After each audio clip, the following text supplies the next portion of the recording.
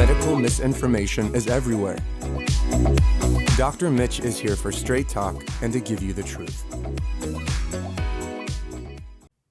Cortisol is a critical glucocorticoid produced by the adrenal cortex. It follows a diurnal rhythm and it peaks in the level in the morning, and the nadir is around 11 p.m. to midnight. For an accurate assessment, we typically collect saliva or blood samples between 11 and midnight and capture the low point again, 7 to 9 in the morning. To measure the morning peak, reflecting the hypothalamic pituitary adrenal axis function. Now, these time points are crucial for diagnosing disorders of cortisol dysregulation. Elevating morning cortisol, often observed in the 7 to 9 a.m. window, can stem from physiological or pathological causes. The dawn phenomena, it's called a dawn phenomena. It's a normal surge in cortisol, and that occurs with glucagon and growth hormone between 3 and 8 a.m. It drives hepatic gluconeogenesis to elevate blood glucose for waking. However, persistently high levels may indicate chronic stress, sleep disruption, or even Cushing syndrome. An important trigger is nocturnal hypoglycemia, particularly in diabetic patients or those with excessive fasting or exercise.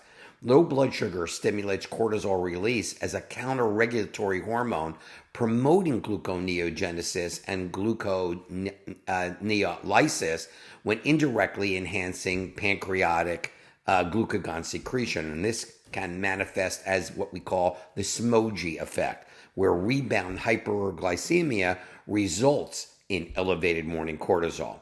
Now, other contributors include obesity, chronic infections, excess caffeine, all of which disrupt the HPA axis and the regulation and may present with symptoms like anxiety, central adiposity, or insulin resistance. Now, conversely, low cortisol levels often indicate adrenal insufficiency, Addison's.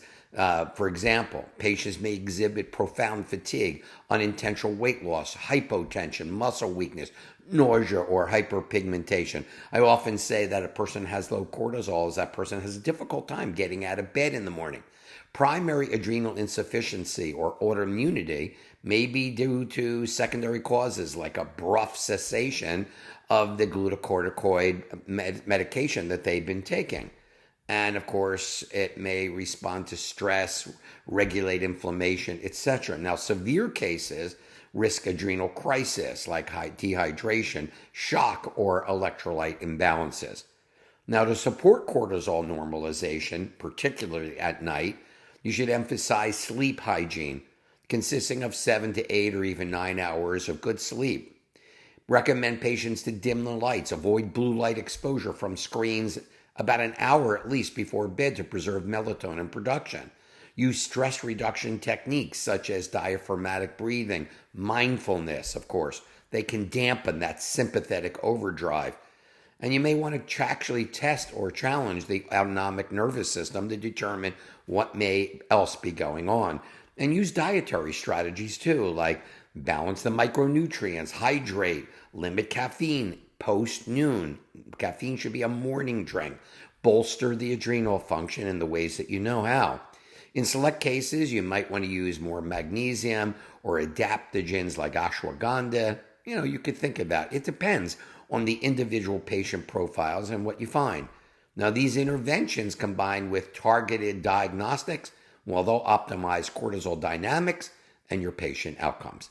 Thank you so much for watching.